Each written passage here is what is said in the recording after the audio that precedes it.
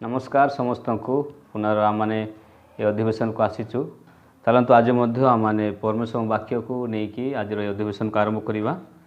आम प्रथम बाइबल पढ़ा माथ्यू पुस्तक 2 पर्व 1 ରୁ 5 पद पर्यंत।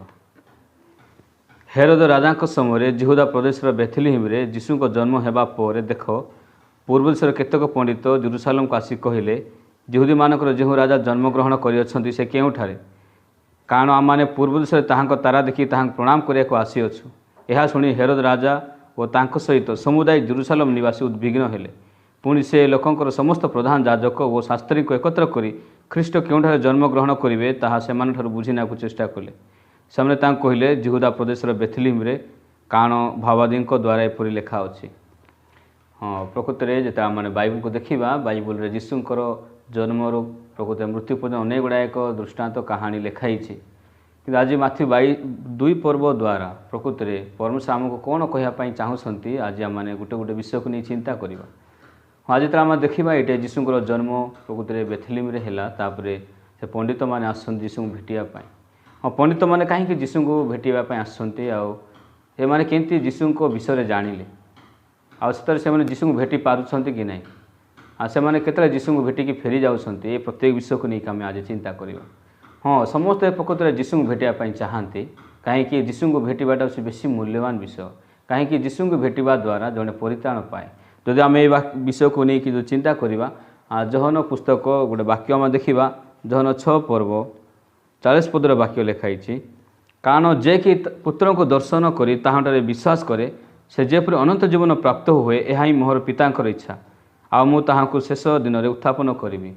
हाँ परमेश्वर इच्छा यहाँ कि समस्त यीशु को दर्शन करूँ यीशु को भेटतु यीशु को पातु आने अनंत जीवन पातु।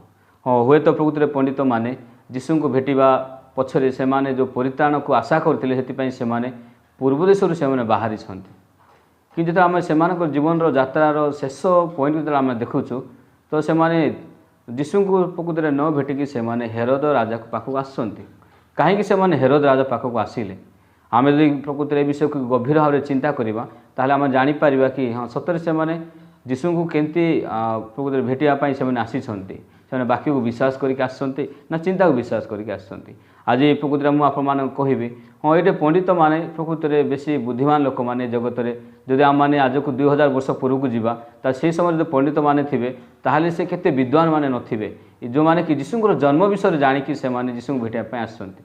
हाँ से मैंने कौटू बाहर केबे बाहर केते समय लगिला आम समस्त बरण विषय आम चिंता करवा आ रास्ता कौ प्रकार थी से दिन में कौन करेंगे राति कौन करेंगे किंतु ये समस्त विषय को आम प्रकृत में गोटे हृदयंगम केवल कर हाँ से बहुत कष्ट आसी कि से पाखे से प्रकार हृदय अच्छी से प्रकार विश्वास होता है से पूर्व देश से बाहर सन यीशु को भेटापी किंतु आश्चर्य विषय यहाँ जो से जेरूसालेम को आसुँच से हेरोद को पचार हेरोद प्रकृत में आम पूर्व देश तारा देखी आसिलु आ प्रकृत में यीशु जी जन्म होबार से केउठारे आमको दयाकोरी यीशु को भेटातु आम यीशु को अनेक गुड़ा उपहार आणिक आसचु सुना कुंदरू गंधरस धरिक यीशु को भेटापी किंतु से समय आम देखा तो हेरोद राजा से उद्विग्न होती कहीं राजप्रसाद भितर से प्रकार कौन सी नुआरे जन्म होता कौन सी छुआ ना जदि से राजप्रसाद बाहर जन्म होती से जड़े जिहुदी मानकर नेता राजा हेबे यीशु जिहुदी मानकर उद्धारकर्ता हेबे शासनकर्ता हेबे ताहले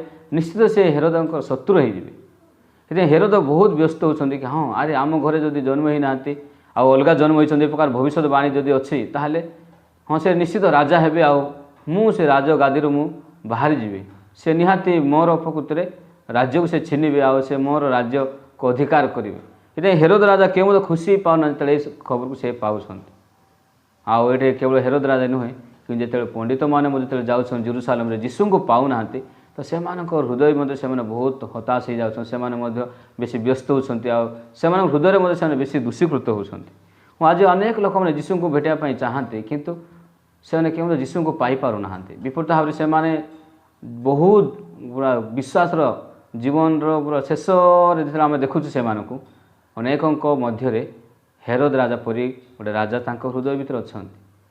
हाँ ये आम क्लीयरली देखा दुईटा दुनिया अच्छी गोटे जेरूसालेम आ गोटे बेथलेहेम ये आम देखा तो गोटे जेरूसालेम रे राजा हेरोद अच्छा किंतु बेथलेहेम रे यीशु जन्म होती जोटे प्रकृति में हेरोद राजा अच्छे से जीशु नहांती जोटे जीशु से हेरोद नहांती कहीं आ दीटा दुनिया दीटा राजा बेसी अलग ये जिते माने जीशु को भेटापी जो प्रकार विश्वास आशार से आसिले किंतु से प्रकृति में जिते से साक्ष्य भी दौरान कि आम पूर्व ताहांकर तारा देखिए आम आसीचु जदि से पूर्व सतरे तारा देखिक आसिले ताहले से जीशु को भेटा दरकार से जीशु को भेटा कथा कहीं से जीशु को पाऊना हाँ से प्रकृति भूल आसी ना तो हाँ निश्चित से भूल आसी से भूल जगार ठीक व्यक्ति को भेटी पारना आमने प्रकृति में आम जीशु को भेटापी चाहूँ आमने जीशु को विश्वास करने चाहूँ किंतु जदि आम चिंता आम निज रास्ता को नहीं जो आम जा आम केवल जीशु को भेटी पार्बा ना आज अनेक लोक मैंने जीशु को भेटापी से बाहरी अनेक लोक जीशु को भेटापी चाहूँगी किंतु निजर चिंता को लेकिन से केवल भेटी पारे ना कहीं मनुष्यर चिंता अच्छे अविरत मंद मात्र बाइबल आम जो देखा आदि पुस्तक 6:5 पदर वाक्य लिखाई अनंतर परमेश्वर देखिले जे पृथ्वी में मनुष्यर दुष्टता अति बड़ आहार अंतकरण भावनार प्रत्येक कल्पना अविरत मंद मात्र हाँ सीटे प्रकृति में जीशु को भेटापी वाक्य गोटे अच्छी आ गोटे पटे प्रकृति मनुष्यर चिंता अच्छे पंडित मान पाखे वाक्य अच्छी से बाइबल पढ़ी यहाँ नहीं कि जेरूसालेम रे केवल बाइबल थिला कि पाखे शास्त्र थिला निहाती पंडित मान पाखे भी थी से भी निश्चित पढ़ी थे हाँ जीशु बेथेलिम रे जन्म हेबे ताले से कहीं जेरूसालेम को आसुँच ना से निजर एक्सपीरियंस निजर नॉलेज रे से कैलकुलेशन कर विचार कर तो से भावुंट हाँ यहूदी मान राजा से इस्राएल उद्धार करता शासन करता ताले से कौटे निहाती जन्म होगा दरकार निश्चित भाव में से जेरूसालेम रे जन्म हेबे चलतु आम प्रकृति बिना प्रकृति सन्देह आम जेरूसालेम को आग जाओ से निश्चित जीशु थे ए प्रकार निश्चितता ए प्रकार निजर गोटे सेल्फ कॉन्फिडेंस को लेकिन से जेरूसालेम को आसुँच केवल परमेश्वर वाक्य ना कि से प्रकृति वाक्यर बाहर गोटे जगह पाई वाक्य अच्छी प्रकृति बेथेलिम रे जीशु जन्म हेबे कि वाक्य बाहर आसते जेरूसालेम रे जीशु को खोजुंट परमेश्वर प्रकृति जीशु को भेटापी तारा को देते तारा से जीशु को भेटेब किंतु से आसिक हेरोद को पचार जीशु कौटे अच्छा हाँ आमने प्रकृति जीशु को जब भेटा ताहले केवल वाक्य आम भेटा आम जो परमेश्वर भेटा ताहले आम बाइबल भीतर आम भेटी पार कि आम आम चिंता भीतर आम जीशु को खोजा ताहले केबे आम जीशु को पाइपर ना कहीं आम चिंता केवल जीशु आड़ को कढ़े नेब ना बाइबल कौन प्रकृति में परमेश्वर अन्वेषणकारी कहीं ना जड़े सुधा ना जब आप रोमी पुस्तक 3:11 पद वाक्य देखिए जाने प्रकार कहीं ना परमेश्वर अन्वेषण करा लोक कहीं भी नहीं हाँ मनुष्य केवल परमेश्वर को खोजी पाइब ना जदि प्रकृति में पंडित मैंने जीशु को पाई था परमेश्वर से तारा को दे न था हाँ परमेश्वर जानते कि से जीशु के पाइपर ना कहीं हाँ से चिंतार जीशु आउ प्रकृत जीशु जी जन्म होती बेसी अलग हाँ से चिंतार जीशु राज परिवार होते राज प्रसाद भितर जन्म होते कि प्रकृतर जीशु बेथेलिम रे जन्म होती आ प्रकृति में जीशु प्रकृति में जिसायर 53 पर्व अनुसार से बेसी दुर्बल आ बेसी तल जगार जन्म होती जहाँ को देखिकी लोक मैंने मुँह फेरेबे ए प्रकार से बढ़ुंट आम चिंतार प्रकृति में जीशु आउ वाक्य जीशु बेसी अलग आज अनेक लोक मैंने जीशु को निज चिंतार भेटुंट आ से प्रकृत वाक्य भेटी ना कहीं मनुष्य निज चिंता को से अधिक परिमाण विश्वास करे आम जिते भी देखू आम पाखे जहाँ भी समस्या आसे परिस्थिति आसे जहाँ भी डिसीजन नेबार अच्छे जहाँ भी आम करूना कहीं प्रथम आम आम पाखक जाइए निज पाखक जाइए निज पचार था हाँ सतरे यहाँ ठीक हेब कि आम केवे निजक सन्देह कर न था मनुष्य बहुत बड़ दुर्बलता से बेसी सहजरे निजक से विश्वास करे बेसी सहजरे से निज चिंता को से ग्रहण करे से तार जीवन में से बहुत बड़े कष्ट पाई था से आम हृदय में आमने वाक्य को मन रखा दरकार सदाबले कि आम चिंता अविरत मंद पंडित माने केवे से निजक डाउट कले ना आम जहाँ जान सत्य जान चलो आम जेरूसालेम रे जीशु को भेटी पार जेरूसालेम को आम जा निश्चय जड़े कही तो अरे मूर्खपुरी कहीं चिंता कर हाँ जदि भी बाइबल लिखाई तथापि हाँ तुम विचार कर बेथेलिम रे कौन अच्छी से खाली मेषपालक अच्छा बेथेलिम रे केवल से गुहाल घर अच्छी हाँ जीशु जी कि राजा मान राजा प्रभु मान प्रभु इस्राएल उद्धार करता से ये जन्म हे पृथ्वी में ए प्रकार जगह केमती से जन्म हो पारे से माने वाक्य को छाड़िकी से तारा को छाड़िकी से निजर चिंतार अनुगमन कर निज चिंता को गमन कर वाक्य को ना कहीं वाक्य केवे से नहीं कि तारा केवे से जेरूसालेम को नेउ ना ସେଠି ଆମେ ଯଦି ବି ଯୀଶୁଙ୍କୁ ଭେଟିବା ପାଇଁ ଯାଉଛୁ କିନ୍ତୁ ଯଦି ଆମମାନଙ୍କର ଚିନ୍ତା ଅନୁସାରେ ଯିବା ତାହେଲେ ଆମମାନେ ହେରୋଦକୁ ପାଇପାରିବା। ସେ କ୍ରମାଗତ ଭାବରେ ଆମେ ହେରୋଦକୁ ଦେଖିପାରିବା। ଆଜି ମଧ୍ୟ ଅନେକ ଲୋକମାନେ ଚିନ୍ତାକୁ ବିଶ୍ୱାସ କରିଥାନ୍ତି।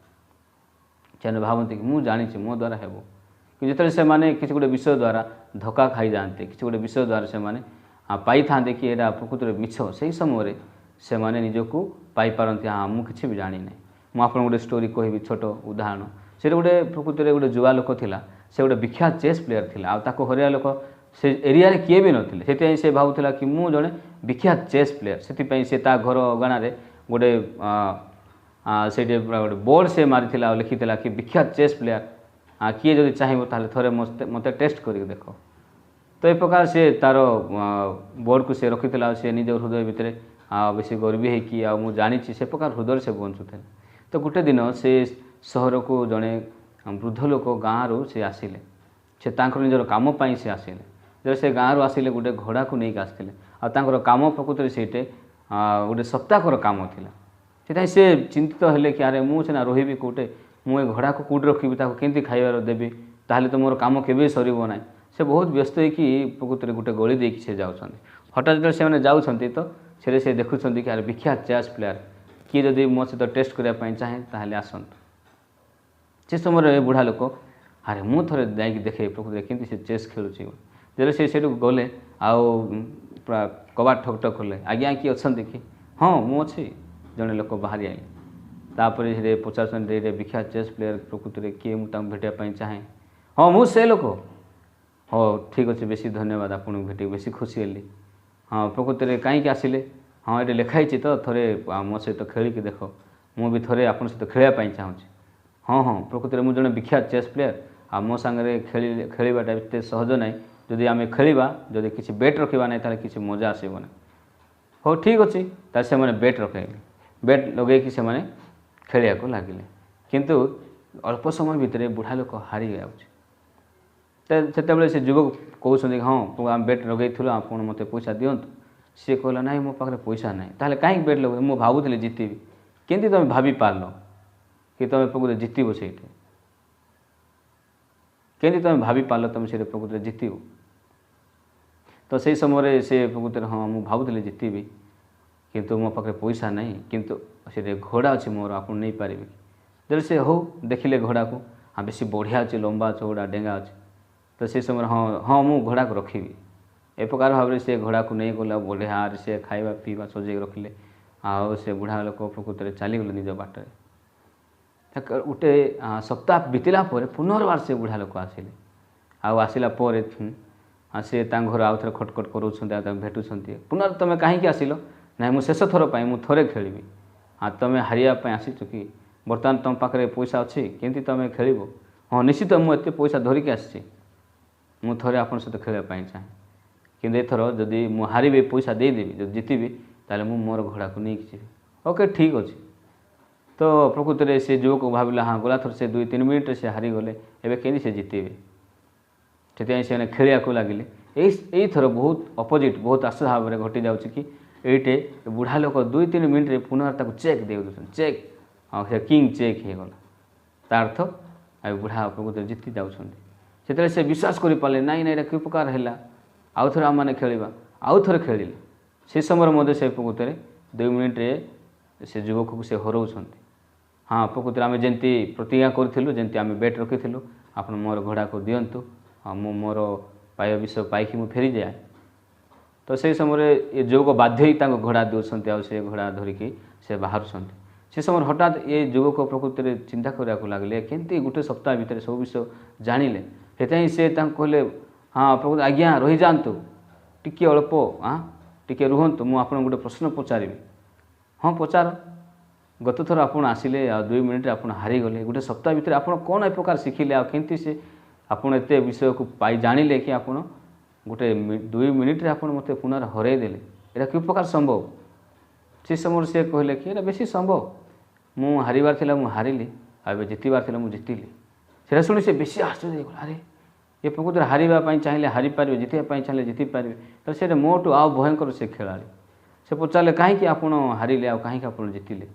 ହଁ ମୁଁ ପ୍ରକୃତରେ ଯାଉଥିଲି ଆଉ ମୋ ଘୋଡ଼ାକୁ ରଖିବା ପାଇଁ କୌଣସି ଜାଗା ନଥିଲା, ମୁଁ ଦେଖିଲି आठ मुझे आप देखिले आप जड़े प्रकृति विख्यात चेस प्लेयर लिखिं किंतु आपड़ से प्रकार खेलाड़ी नुहंती से मुझे भाविली आप बेसी बढ़िया जत्न ने मोर घोड़ा को खाया को देवे जत्न करेंगे से मोर घोड़ा को रखापी मुझे हारिली एवं मोर कम सरला एवं मो गाँ को फेरी जीवार से मोर घोड़ा को नेबार से मुझे जीतिली।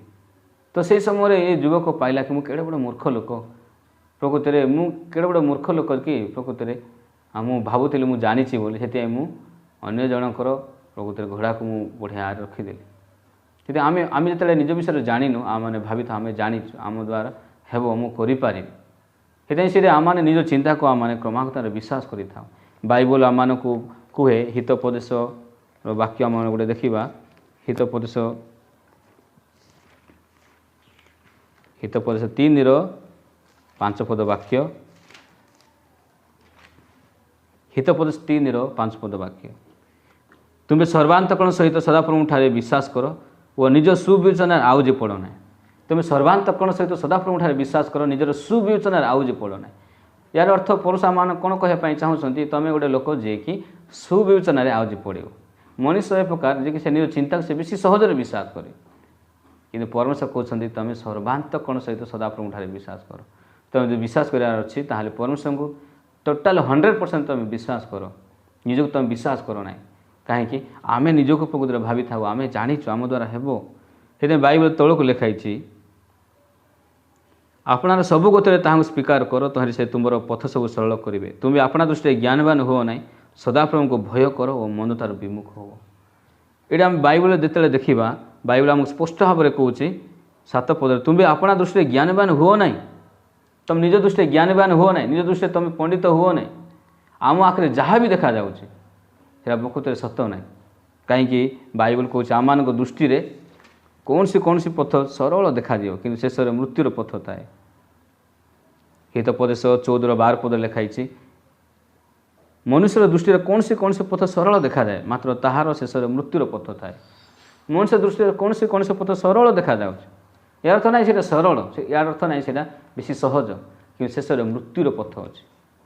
हाँ प्रकृति आम मैंने निजर चिंता को आम बेसी सहजरे विश्वास कर निजर चिंतार आम भावी था हाँ मुझे जानी मो द्वारा हेब मो पाखे यथेष्ट बुद्धि अच्छी ए प्रकार जमी व्यक्ति निजक भावुले कि हाँ मुझे जड़े विख्यात चेस प्लेयर से निज दृष्टि में से निजक ज्ञानी बोली मन करुले कि बाइबल को सदाप्रभु को भय कर यार अर्थ परमेश्वर तुम्हें मान परमेश्वर तुम विश्वास कर कौन मु विश्वास करी आज परमेश्वर वाक्य आम कौन कहूँ मनुष्यर चिंता अविरत मंद मनुष्यर हृदय अविरत मंद तो आमर चिंता हूँ मंद आम भावना हूँ मंद हाँ यहाँ किए देखला परमेश्वर देखिले मु देखी ना परमेश्वर देखिले स्वर्गर थाए कि अनंतर परमेश्वर देखिले पृथ्वी में मनुष्य दुष्टता अति बड़ आ तार अंतकरण भावनार प्रत्येक कल्पना अविरत मंद मात्र परमेश्वर देखी स्वर्गर कि मुझे निजक देखे मत से प्रकार लगे ना से मुझे प्रकृति भावे हाँ मोर कौटे मंद रहा मोर कौटे अभाव रहा मोर कौटे भूल रहा से मुझे निजक विश्वास करें आ निजक हाँ प्रकृति मुझे निर्भर करें हाँ मोर द्वारा हेब ए प्रकार पंडित मैंने जीशु को भेटापी जाऊँच कि वाक्य को देखा वाक्य विश्वास कला देखा जा बाहर कि हृदय गभीर भितर से चिंता को फॉलो कर हाँ से प्रकृति ट्रेन लाइन जो जाऊँगी आम प्रकृति ये ट्रेन लाइन अच्छे गोटे ट्रेन लाइन प्रकृति रायपुर जाऊँगी गोटे ट्रेन लाइन प्रकृति संबलपुर जाऊँगी से 2 किलोमीटर पर्यंत ट्रेन लाइन मिसिक जाऊँ कि 2 किलोमीटर पर प्रकृति जड़े राइट जाऊँचे जड़े लेफ्ट को पलाऊँ जो आम देखा कि अरे माने लेफ्ट को पलैले जड़े राइट को पलैला और यहाँ एबेर समय ना कि एबे से माने स्टेरिंग काटिले आ से माने गले कि फ्रॉम द बिगिनिंग तार अर्थ फ्रॉम द स्टेशन से स्टेशन रे डिसाइडेड हो कि से माने को रास्ता को जीवे एमती आम हृदय में आम को प्रकार विश्वास रखीचु को प्रकार हृदय को प्रकार मन रखीचु सेमती आम डेस्टिनेशन को पहुँचवा अनेक लोक मैंने भावती हाँ शेष देखा आम शेष कौटू पहुँचा तापर आम देखा से प्रकार नुहे जदि भी देखा जाए शेष आम मृत्यु को आम पहुँचुचु ध्वंस को आम पहुँचु हताश निराश अंधकार को पहुँचु से प्रकार कि वास्तव में से प्रकार नुहे वास्तव में आम हृदय गभीर आम हृदय भितर ही प्रथम से कौन सी फिक्सेसन जोड़ा अच्छी जोड़ा डिसीजन अच्छे वाक्य न था कि चिंता से पंडित मैंने जदि पुरुष बाहर हाँ जो बाहर से देखा जाऊन से प्रकृति जीशु नथिबा जगह को जीवे से हेरोद पाखक जीवे କିନ୍ତୁ ସେମାନେ ଲାଗୁଥିଲେ ହଁ ସେମାନେ ବିଶ୍ୱାସରେ ଯାଉଛନ୍ତି, କିନ୍ତୁ ଯେତେବେଳେ ସେମାନେ ଡେଷ୍ଟିନେସନ୍ ପହଞ୍ଚନ୍ତି ସେଠି ଯୀଶୁ ନାହାନ୍ତି, କେବଳ ହେରୋଦ। ଆଜି ମୁଁ ଯେତେବେଳେ ମୁଁ ଦେଖୁଛି ଅନେକ ଲୋକମାନେ ସେମାନେ ଲମ୍ବା ସମୟ ଧରିକି ଯୀଶୁଙ୍କୁ ବିଶ୍ୱାସ କରିଛନ୍ତି, ଜଷ୍ଟ ଲାଇକ୍ ମି। ପ୍ରକୃତରେ ମୁଁ ଯେମିତି ମୁଁ ଯୀଶୁଙ୍କୁ ବିଶ୍ୱାସ କରିଛି, ମୋ ମା ପେଟରୁ ମୁଁ ଯୀଶୁଙ୍କୁ ବିଶ୍ୱାସ କରିଛି। ମୋ ମା ବି ଅନେକ ଥର ମୋତେ କହିଥାନ୍ତି, ବାପା ତୁ ସାନ ବେଳୁ ପ୍ରକୃତରେ ମୁଁ ଗୋଟେ ମାନତ କରିକି ମୁଁ ଜନ୍ମ କରିଛି, ତୁ ସାନ ବେଳୁ ପ୍ରକୃତରେ ପ୍ରଭୁ ଯୀଶୁଙ୍କୁ ତୁ ଦର୍ଶନ କରିଛୁ, ପ୍ରଭୁଙ୍କୁ ତୁ ଭେଟିଛୁ। ହଁ ମୋ ମା ପେଟରୁ ଯୀଶୁଙ୍କୁ ଜାଣିଛି ସେ ପ୍ରକାର, କିନ୍ତୁ ସେଇଟା ପ୍ରକୃତ ବିଶ୍ୱାସ ନାହିଁ। ମୋ ହୃଦୟ ଭିତରେ ଯଦି ଯୀଶୁ ନାହାନ୍ତି ତାହେଲେ ସମସ୍ତ ବିଷୟ ଅସାର। ଏଇଠି ପ୍ରକୃତରେ ପୂର୍ବ ଦେଶରୁ ପଣ୍ଡିତମାନେ ଆସନ୍ତି, ପୂର୍ବ ଦେଶ ଫ୍ରମ୍ ଦ ବିଗିନିଂ ସେମାନେ ଆରମ୍ଭ କରୁଛନ୍ତି ବିଶ୍ୱାସରେ, ବାକ୍ୟରେ, କିନ୍ତୁ ସେମାନଙ୍କର ହୃଦୟରେ ସେମାନେ ବାକ୍ୟକୁ ଫିଙ୍ଗି ଦେଇଛନ୍ତି। ଆଉ ଶେଷରେ କେବଳ ଚିନ୍ତାକୁ ସେମାନେ ଧରିକି ହେରୋଦ ପାଖକୁ ଯାଉଛନ୍ତି। ସେମାନେ ହେରୋଦକୁ କାହିଁକି ପଚାରୁଛନ୍ତି? କ'ଣ ସେମାନଙ୍କ ପରଶ କ'ଣ ବାକ୍ୟ କହିନଥିଲେ କି? ସେମାନେ କ'ଣ ପରଶ ତାରା ଦେଇନଥିଲେ କି? ନା ସେମାନେ ପ୍ରକୃତରେ ବିଶ୍ୱାସ କରୁନାହାନ୍ତି ବାକ୍ୟକୁ। କାହିଁକି? ତାଙ୍କ ଚିନ୍ତା ସହିତ ସେ ବାକ୍ୟ ମିଶୁନାହିଁ, ଆଉ ତାଙ୍କର ଚିନ୍ତା ସହିତ ତାରାର ରାସ୍ତା ପ୍ରକୃତରେ ମିଶୁନାହିଁ। କିନ୍ତୁ ସେମାନେ ହେରୋଦ ପାଖକୁ ଆସୁଛନ୍ତି, ଆଉ ହେରୋଦ ପଚାରୁଛନ୍ତି ଯିହୁଦୀମାନଙ୍କର ଯେଉଁ ରାଜା ଜନ୍ମଗ୍ରହଣ କରିବାର ଥିଲା ସେ କେଉଁଠାରେ ହେବ? ହେରୋଦ ରାଜା ସତରେ ଜାଣିଛନ୍ତି କି? ନାଇଁ, ହେରୋଦ ଜାଣିନାହାନ୍ତି। ସେମାନେ ପ୍ରକୃତରେ ହେରୋଦ ପାଖକୁ ଆଉଛନ୍ତି ଆଉ ପଚାରୁଛନ୍ତି।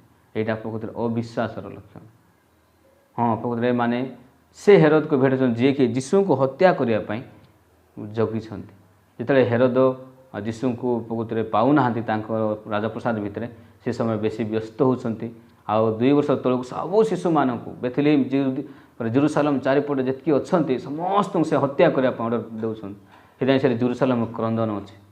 ଏଠି ପ୍ରକୃତରେ ହେରୋଦ କାହାକୁ ମାରିବା ପାଇଁ ଚାହୁଁଛନ୍ତି? ଯୀଶୁଙ୍କୁ ମାରିବା ପାଇଁ ଚାହୁଁଛନ୍ତି।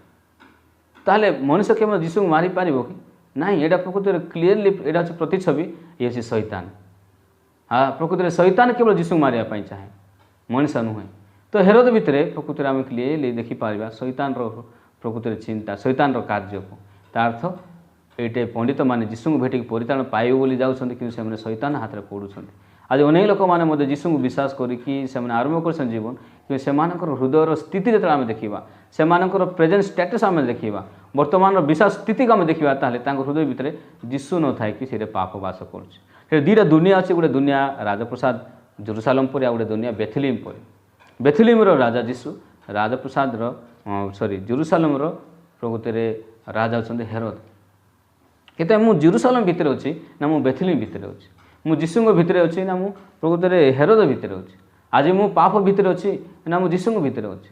ଆଜି ଅନେକ ଲୋକମାନେ କହୁଛନ୍ତି ହଁ ମୁଁ ଯୀଶୁଙ୍କୁ ବିଶ୍ୱାସ କରେ, କିନ୍ତୁ ଇନ୍ ଦ ସେମ୍ ଟାଇମ୍ ସେମାନେ କହୁଛନ୍ତି ମୋ ହୃଦୟ ଭିତରେ ପାପ ଅଛି। ତା ଅର୍ଥ ମୋ ହୃଦୟ ଭିତରେ ପାପ ଅଛି, ମୁଁ ପାପ ଭିତରେ ଅଛି। ଏଇଟା ସମାନ ବିଷୟ। ମୁଁ ଯୀଶୁଙ୍କୁ ବିଶ୍ୱାସ କରିବା ପାଇଁ ବାହାରିଲି, ବଟ୍ ମୁଁ ଭିତରେ ମୁଁ ନିଜକୁ ପାଉଛି ମୁଁ ପାପ ଭିତରେ ଅଛି। ଏବେ ମଧ୍ୟ ମୁଁ ପାପର ଦୁନିଆ ଭିତରେ ଅଛି। ମୁଁ ଏବେ ପର୍ଯ୍ୟନ୍ତ ଶୈତାନର ଦୁନିଆ ଭିତରେ ଅଛି। ମନେକର ଆଜିର ଦିନରେ ଯଦି ସେ ପ୍ରକାର ଘଟିଥାନ୍ତା, ତାହେଲେ ଆମମାନେ ପ୍ରକୃତରେ ପଚାରିଥାନ୍ତୁ ପଣ୍ଡିତମାନେ କେଉଁଠି ଅଛନ୍ତି? ଆଉ ଆମମାନେ ପ୍ରକୃତରେ ଜେରୁସାଲେମରେ ଅଛୁ, କାହିଁକି ସେପଟୁ ଗଲେ? ଓ ଆମମାନେ ଭାବିଲୁ ଏ ପ୍ରକାର ଏଇଟା ଭୁଲ ରାସ୍ତା। ହଁ କି ନାହିଁ? ଏଠି ଯୀଶୁ ନାହାନ୍ତି। ସେମାନେ ଗୋଟେ ଜାଗାକୁ ଯାଉଛନ୍ତି, ଯୀଶୁ ନାହାନ୍ତି, ସେମାନେ କେବେ ଖୁସି ହେଇପାରିବେ? ସେମାନେ କାହାକୁ ଏଇ ସୁନା କୁନ୍ଦୁରୁ ଗନ୍ଧରସ ଦେବେ? ସେମାନେ କେବେ ମଧ୍ୟ ଖୁସି ହେଇପାରୁନାହାନ୍ତି। ସେମାନେ କେବେ ମଧ୍ୟ ତାଙ୍କ ହୃଦୟ ଭିତରେ ସେମାନେ କେବେ ଶାନ୍ତି ପାଇପାରୁନାହାନ୍ତି। କାହିଁକି? ହଁ, କାହିଁକି ଏ ପ୍ରକାର ବିଷୟ ଘଟୁଛି? ନା ସେମାନେ କେବେ ମଧ୍ୟ ବାକ୍ୟକୁ ସେମାନେ ବିଶ୍ୱାସ କରିକି ଯାଇନାହାନ୍ତି। ସେମାନେ କେବେ ମଧ୍ୟ ତାରାକୁ ଅନୁଗମନ କରିକି ଯାଇନାହାନ୍ତି। ଆମେ ଗତ ଥର ପ୍ରକୃତରେ ବାକ୍ୟକୁ ଆମମାନେ ଶୁଣିଲୁ। ମୁଁ ଆପଣଙ୍କୁ ପ୍ରକୃତରେ ଗତ ଥର ବାକ୍ୟ କହିଥିଲି, ଯଦି ଆପଣ ସେ ବାକ୍ୟ ମନେ ପକାଉଥିବେ, ବାଇବଲରେ ଲେଖା ହେଇଛି ପ୍ରେରିତ 10:43 ପଦରେ, ଯିଏକି ତାହାଠାରେ ବିଶ୍ୱାସ କରେ ସେ ଯେ ତାହାଠାରେ ପାପ କ୍ଷମା ପାଇବ। ଯିଏ ମଧ୍ୟ ଯୀଶୁଙ୍କୁ ବିଶ୍ୱାସ କରେ ସେ ପାପ କ୍ଷମା ପାଇବ। ତା ଅର୍ଥ ଯିଏ ମଧ୍ୟ ବାକ୍ୟକୁ ବିଶ୍ୱାସ କରିବ, ଯିଏ ମଧ୍ୟ ତାରାକୁ ଅନୁଗମନ କରିବ, ସେ ଯୀଶୁଙ୍କୁ ପାଇବ। ସେଥିରେ କିଛି ମଧ୍ୟ ସନ୍ଦେହ ନାହିଁ। ବଟ୍ ଏଇଠି ପ୍ରକୃତରେ ଆମେ ଯୀଶୁଙ୍କୁ ପାଉନାହାନ୍ତି, ଏହାର ଅର୍ଥ ସେମାନେ ତାରାକୁ ହିଁ ଫଲୋ କରିନାହାନ୍ତି। ସେମାନେ କେମିତି ବାକ୍ୟକୁ ହିଁ ବିଶ୍ୱାସ କରିନାହାନ୍ତି। ଟୋଟାଲ୍ ବାକ୍ୟ ଗୋଟେ ପଟେ, ତାରା ଗୋଟେ ପଟେ, କିନ୍ତୁ ଏମାନେ ଅଲଗା ରାସ୍ତାରେ ଯାଇଛନ୍ତି। ତାର ସେମାନେ ନିଜକୁ, ନିଜ ଚିନ୍ତାକୁ, ନିଜର ଜ୍ଞାନ, ନିଜର ଏକ୍ସପିରିଏନ୍ସ ସେମାନେ ଫଲୋ କରିକି ଯାଉଛନ୍ତି। ଆଜି ମଧ୍ୟ ଲୋକମାନେ ଦେଖାଯାଉଛନ୍ତି ବାଇବଲକୁ ପଢ଼ିଲା ପରେ, ବାଇବଲକୁ ବିଶ୍ୱାସ କଲା ପରେ, ଯଦି ସେମାନଙ୍କ ହୃଦୟ ଭିତରେ ଆଜି ମଧ୍ୟ ପାପ ବାସ କରୁଛି, ତାହେଲେ ସେମାନେ ବିଶ୍ୱାସ ହିଁ ନୁହନ୍ତି ବାଇବଲରେ। କାହିଁକି? ବାଇବଲ ଆଜି ଆମ ସ୍ପଷ୍ଟ ଭାବରେ କହୁଛି ଯିଏକି ତାହା ନାଁରେ ବିଶ୍ୱାସ କରିବ, ଯିଏ ମଧ୍ୟ ଯୀଶୁଙ୍କୁ ବିଶ୍ୱାସ କରିବ ସେ ପାପ କ୍ଷମା ପାଇବ। ଯଦି ଆପଣମାନେ ଆଜି ଯୀଶୁଙ୍କୁ ବିଶ୍ୱାସ କରୁଛନ୍ତି ତାହେଲେ ପାପ କ୍ଷମା ନିହାତି ପାଇଥିବେ। ଯଦି ଆପଣମାନେ ପାପ କ୍ଷମା ପାଇନାହାନ୍ତି ତାହେଲେ ଆପଣ ଯୀଶୁଙ୍କୁ ବିଶ୍ୱାସ କରିନାହାନ୍ତି। ଏଇଟା ହେଉଛି ସତ। ये पंडित मैंने जीशु को भेटू ना तार से तारा अनुगमन करना से प्रकृत मन परिवर्तन आवश्यक। बाइबल विश्वास बेसी सहज बट ता पूर्व गोटे विषय अच्छी मन परिवर्तन कर। मन परिवर्तन हूँ बेसी गुरुत्वपूर्ण।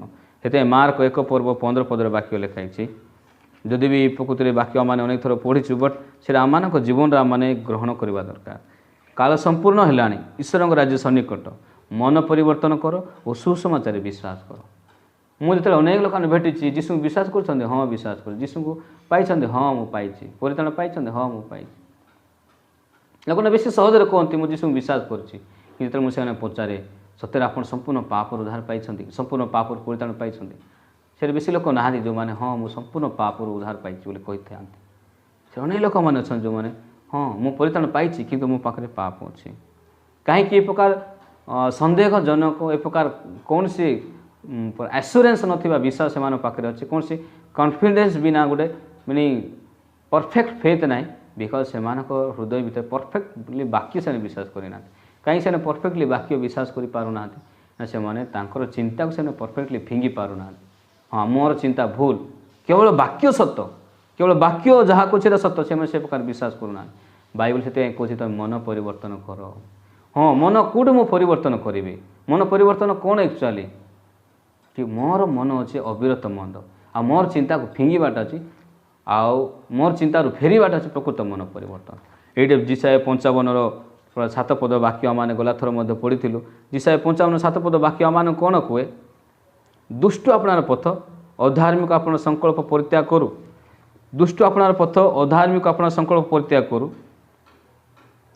पुणी से सदाप्रभु प्रति फेरु तोर से ताहाको दया करेंगे आ से आम परमेश्वर प्रति फेरु कारण से बहुल रूप से क्षमा करेंगे। परमेश्वर पाखे बहुल क्षमा अच्छे दया अच्छे कि केतले से जड़े लोक ए विषय को पाँच से तार निज रास्तार चिंतार से फेरी आए।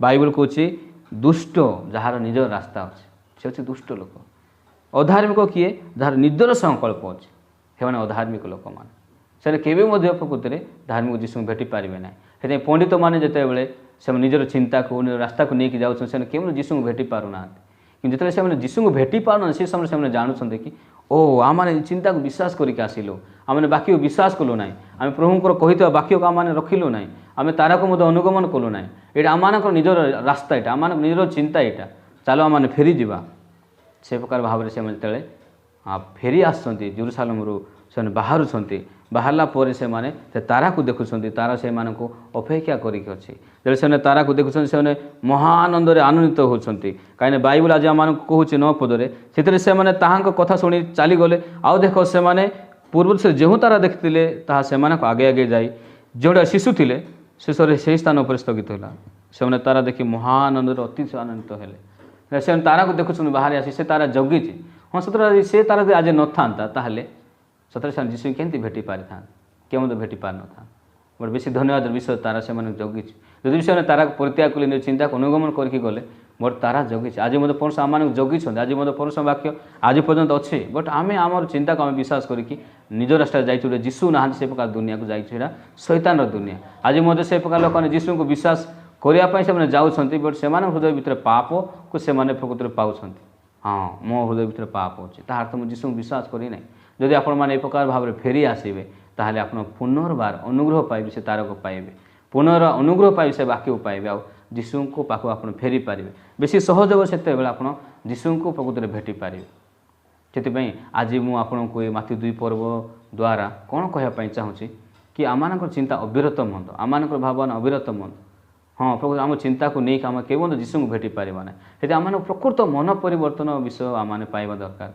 मोर प्रकृति मन कौन मोर चिंता कौन ये समस्त विषय जो मुझे फिंगी आउ केवल वाक्य आड़क मुझे फेरबी ताहले वाक्य मत कढ़े कि नेब से आपण मैंने प्रकृतिर मन परिवर्तन विषय शुणु मन परिवर्तन विषय शिखते कि हाँ मोर चिंता अविरत मंद जो मुझे फेरी आसबि से समय हाँ मुझे प्रकृतिर परमेश्वर को भेटी पारि कहीं मन परिवर्तन पर विश्वास अच्छे से आम प्रकृति क्रमागत भाव में ये मन परिवर्तन विषय शुणा तापर आम विश्वास विषय मत शुणा मुझे प्रकृति में एति कहूँ आम आउ गोटे अधिवेशन आम भेट होगा बेसी धन्यवाद समस्त नमस्कार।